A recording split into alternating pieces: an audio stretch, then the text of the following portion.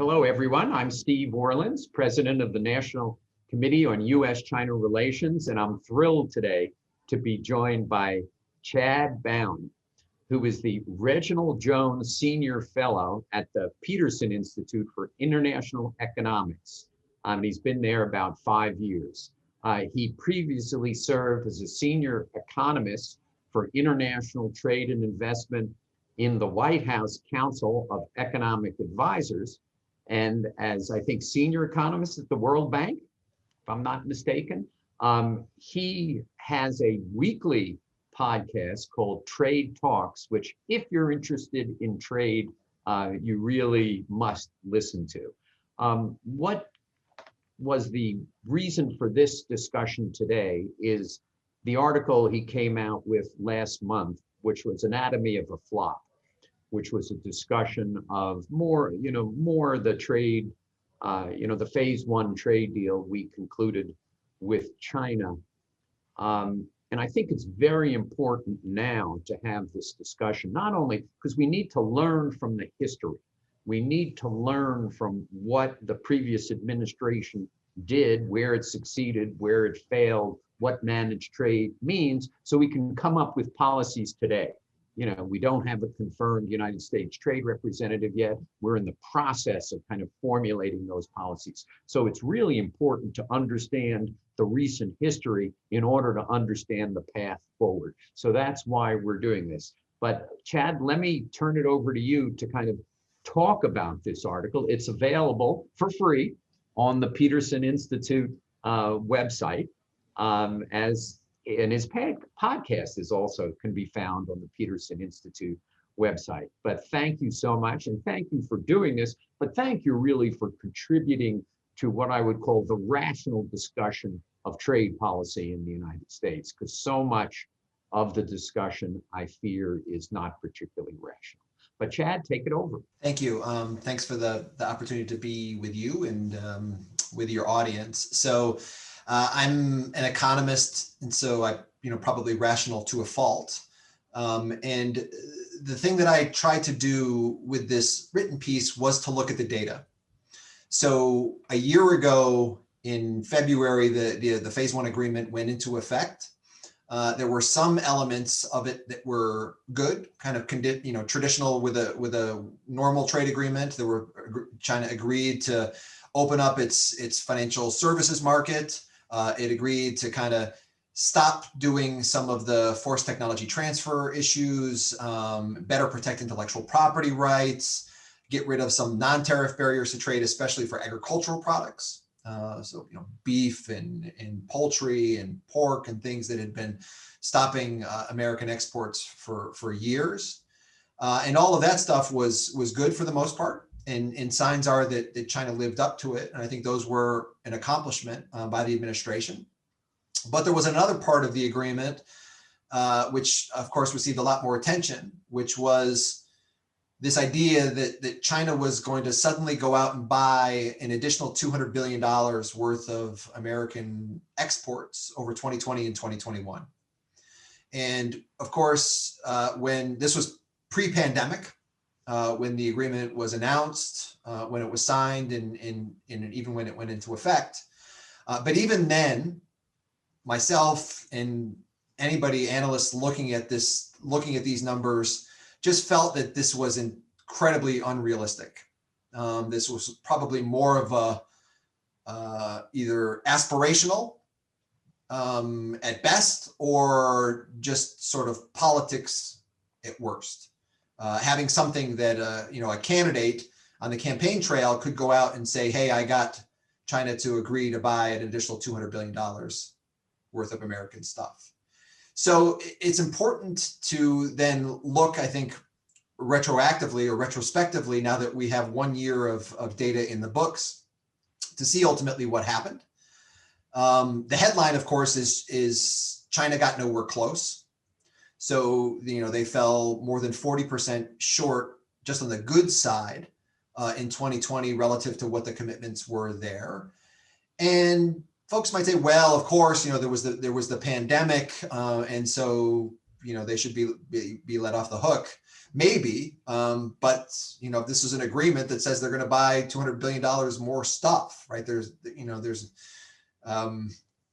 is what you get when you write trade agreements in this form. And it isn't that simple either. There are elements to it that actually did surprisingly well, better than expectations, and then others that did poorly. And so what I do in this piece is to kind of walk through those one by one. And so maybe I'll just take a minute or two to go through some of the sort of the highlights to show why such an agreement doesn't work in practice often. The big part of where it failed was on the manufacturing side. So of course, if you follow the news, you'll hear lots about soybeans and American farmers, and that part of the agreement actually did surprisingly well. Didn't quite get to the numbers they wanted it to get to, but it got back to basically where things were for the American farm sector before the trade war. But that's only 20% of the agreement. Manufacturing is 70% of the agreement. Energy is the rest.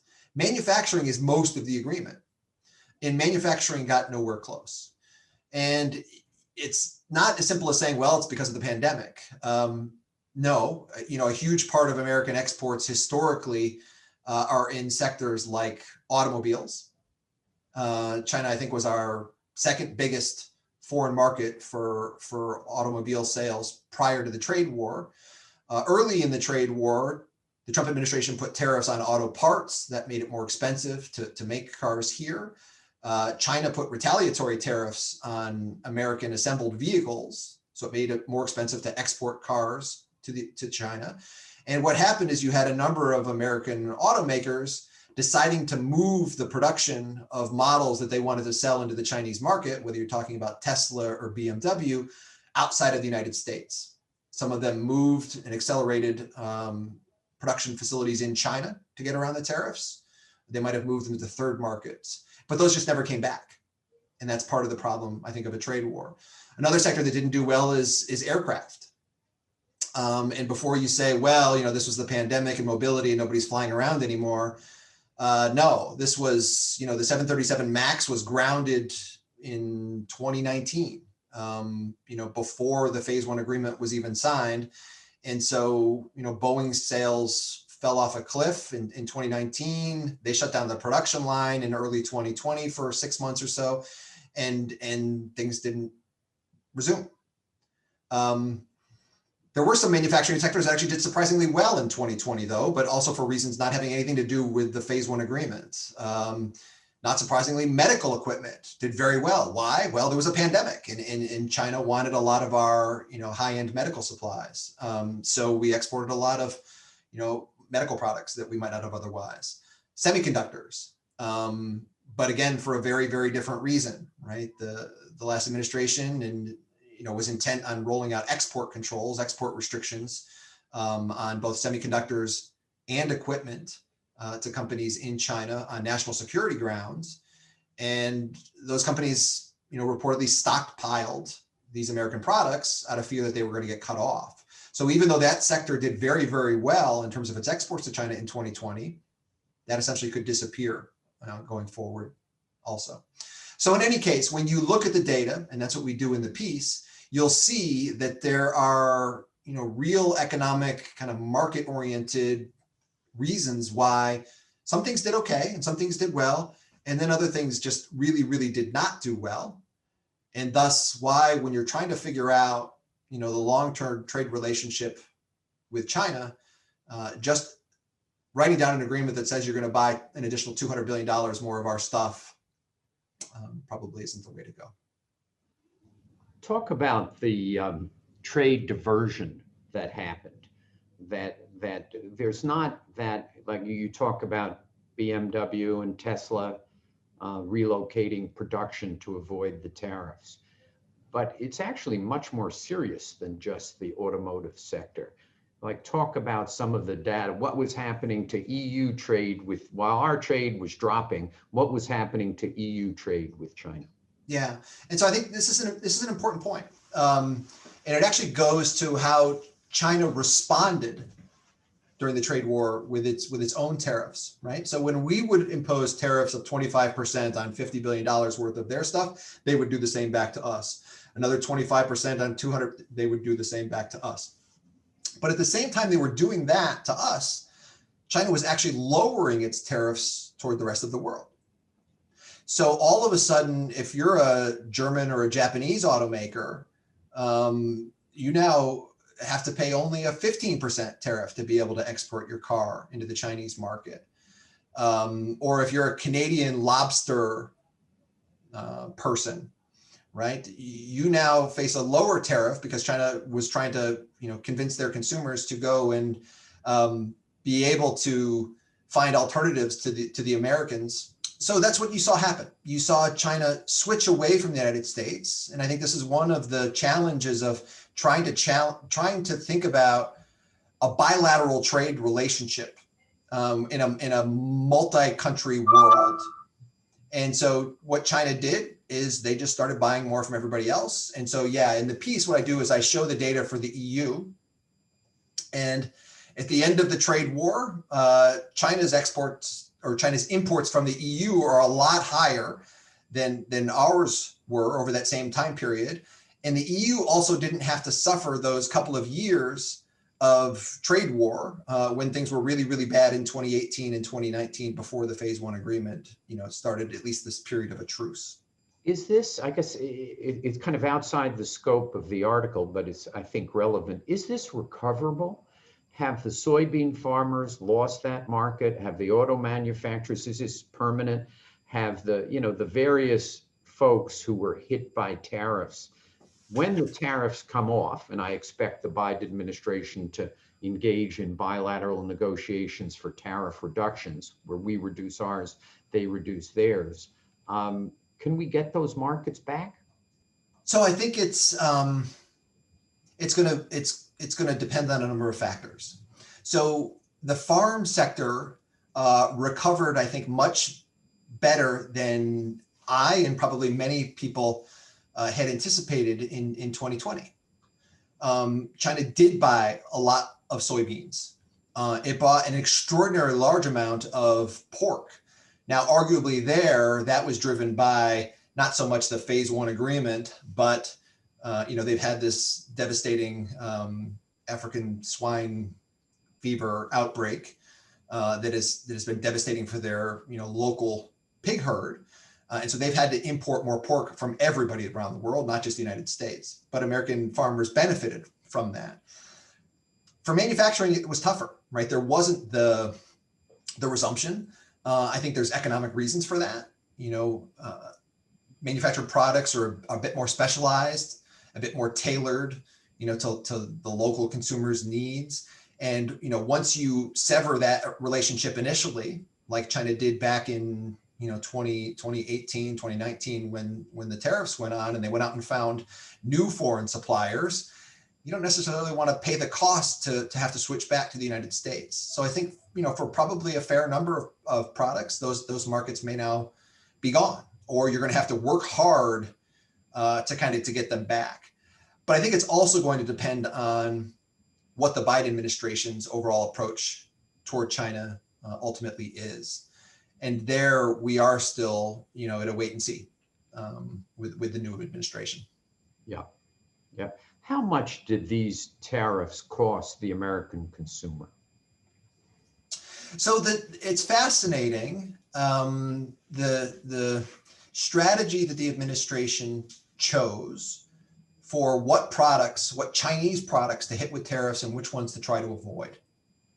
So they clearly adopted a strategy where they wanted to avoid putting 25% tariffs, say, on things that you or I buy at the store, so we wouldn't notice it, right?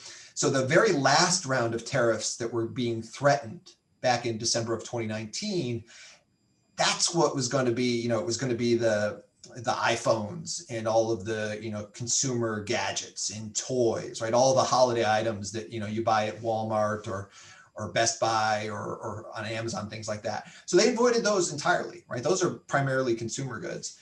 And especially early on in the trade war, they went after intermediate inputs, so the things that companies buy.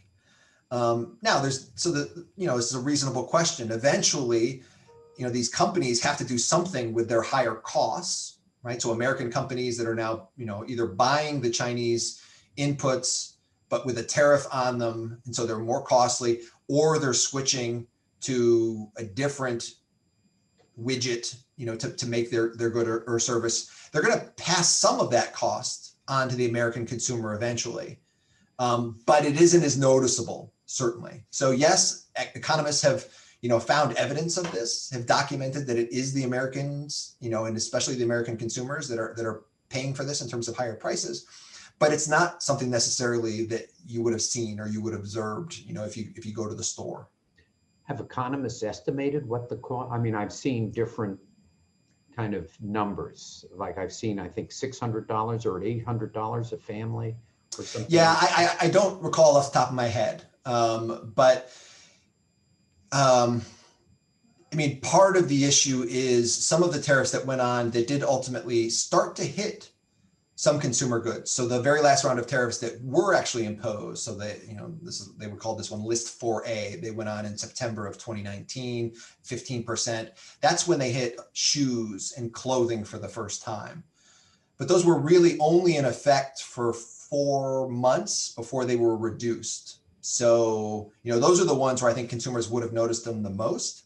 But then they were reduced, then the pandemic hit. And then all we were buying is, consumer products because, we couldn't leave the house to go to restaurants or to do service things anymore. So I think it's going to be one of these things that's going to be hard to measure. Yeah. The article is not totally negative, as you've pointed out in talking about the phase one deal, that it talks about financial services opening, it talks about IP protection, it talks about a few of the structural things that the Chinese agreed to do. I guess because I work on it most days, my sense was the Chinese were doing those anyhow. And that they, IP protection is something which they have been actually doing better over many years. Paying for fair prices, market prices for technology transfers and not mandating them was put in the law, what was it, 3, 4, 5 years, quite a number of years ago. So my view of most of the, quote, structural achievements weren't really achievements at all. Do you agree with me, or you kind of really see them as having made some progress? Well, I think it's kind of a mixed bag. And I think one of the issues is that China's just, your audience is going to know this better than anyone, a very different economic system than ours. And so even when the laws get changed in ways that are useful, there is still the question of how they're administered, and are they administered fairly and such. And so, when I will talk to companies, they're oftentimes, they're worried about their specific thing, right? And so on this issue of IP and fair remuneration, it's really for their particular industry, for their particular product. And, they may have a case going back a number of years where they're still sort of waiting for the decision and they're worried about. So, I mean, I think in general, your point is well taken, and especially on the financial services liberalization stuff. China has been signaling that it wanted to do some of this stuff for a long time, that it was going to be in its own interest to do so, and certainly on improving IP protection, for Chinese citizens is beneficial as well. And I think the other data point that we see that's consistent with that is the new agreement they just signed with the Europeans, the new bilateral investment agreement, CAI, that they signed with Europe, which has some elements in it, a lot of elements in it that are very similar to what's in the phase one agreement. It's just they're basically saying, now that we're doing this with the United States, let's see who else we can kind of get credit for doing it with. And yeah. Europe, you're next. The Chinese approach is very much most favored nation, in fact, that when they give something to the Europeans, they'll actually soon give it to us, the Japanese, the South Koreans, and ASEAN.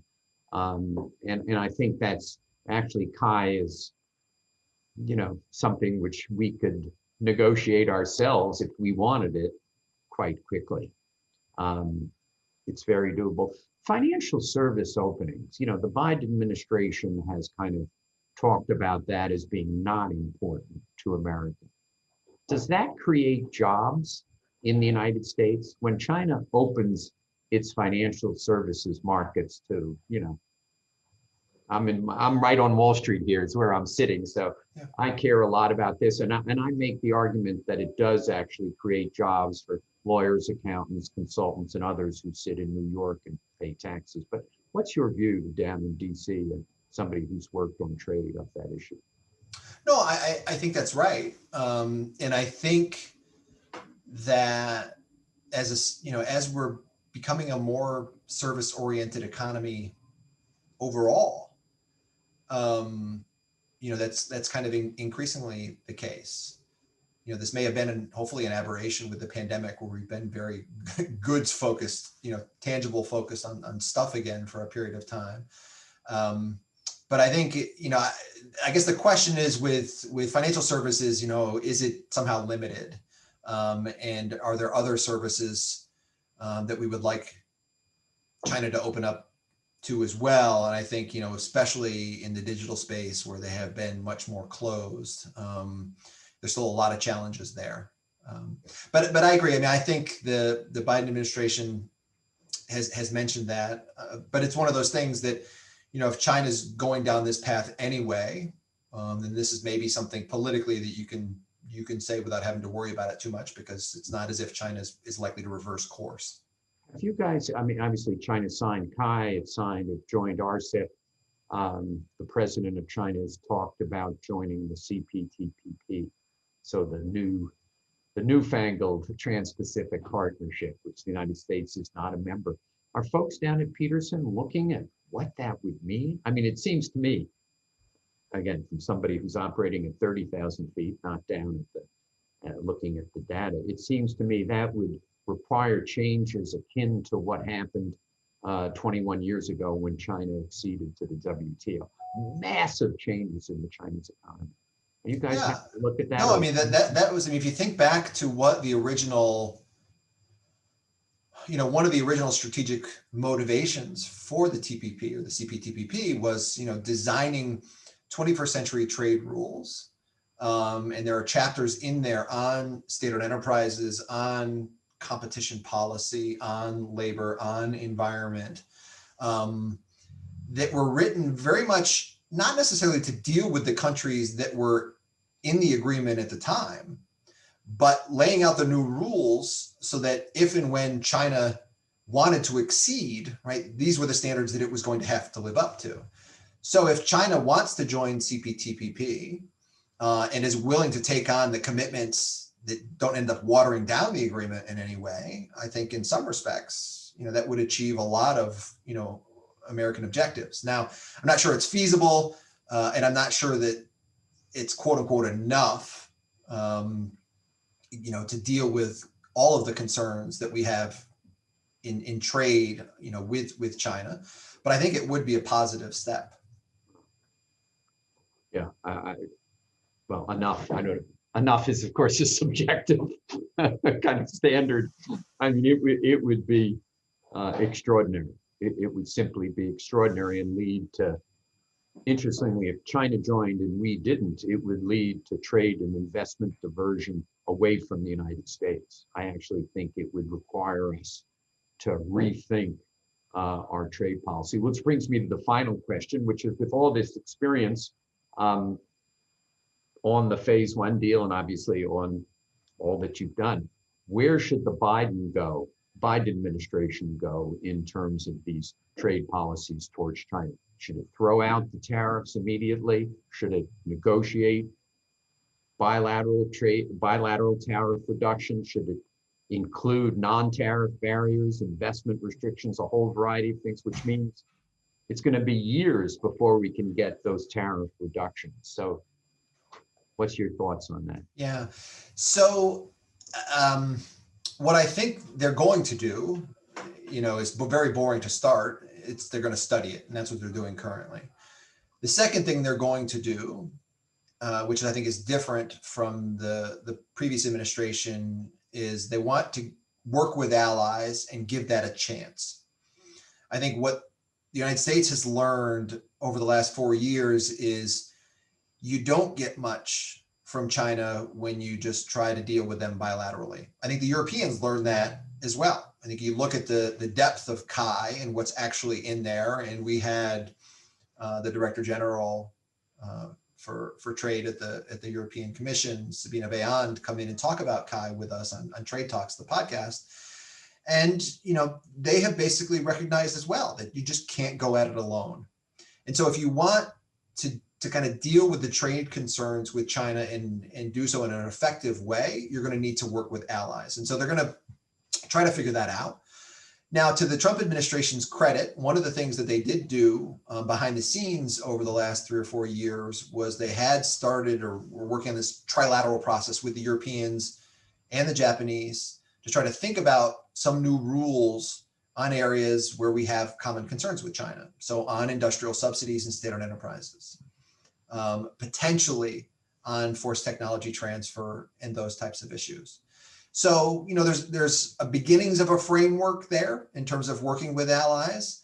But if they are going to go down that path, which is, kind of what they've signaled so far, that in and of itself is going to require a lot of work because while we, the United States, are a lot closer to Europe, we don't always see eye to eye. We do have some differences, obviously, in our own economic systems, and we kind of need to resolve those first within the family, before you can then get together and to deal with some of these bigger challenges. So we'll see how successful it is. Yeah, the problem with studying and working with the Europeans is time. That's going to take a long time. And the problem for somebody who operated businesses for many years is if you're losing your market share because of these tariffs, if you're losing your market share because of these non-tariff barriers, that's now. And when you lose that market, as we started off the conversation, it's probably gone forever. So if you're a consumer and you're paying higher prices, you're paying it now. And all the stimulus checks we're putting out, well, an easier way to kind of get stimulus checks to people is cut the tariffs. It reduces people's and manufacturing costs. So I understand we got to study it and we need to work with the Europeans. I worry that is going to create such a time lag that, it's ultimately going to hurt America and Americans and American employment.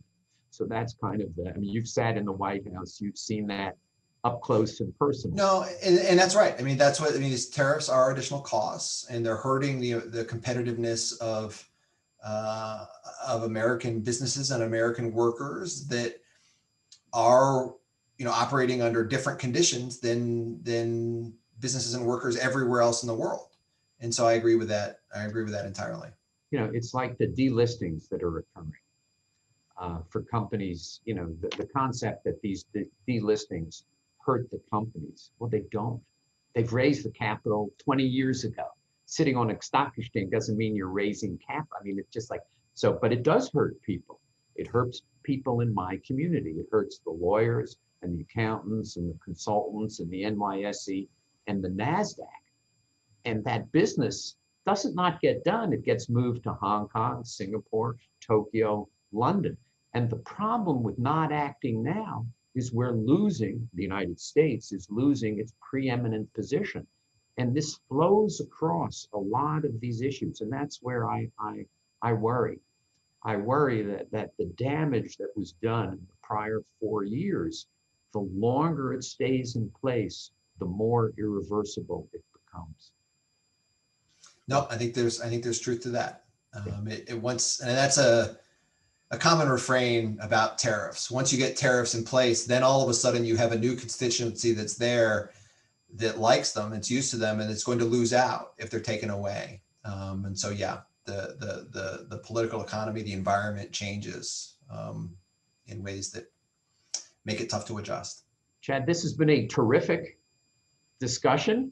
You have so generously given of your time to educate me and the audience, which is wonderful. Tell us give us the exact website to get on to listen to Trade Talks as well as your article.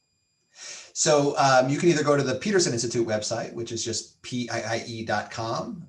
Trade Talks, you can find us on Apple Podcasts, Spotify, Google Podcasts, wherever you find podcasts. Just type in Trade Talks, or you can go to our website. It's tradetalkspodcast.com. And when we post this video, we will post it alongside this talk so people can do it. But thank you for doing this, and thank you so much for all that you do to kind of make for a rational trade policy in the United States. Thanks for having me.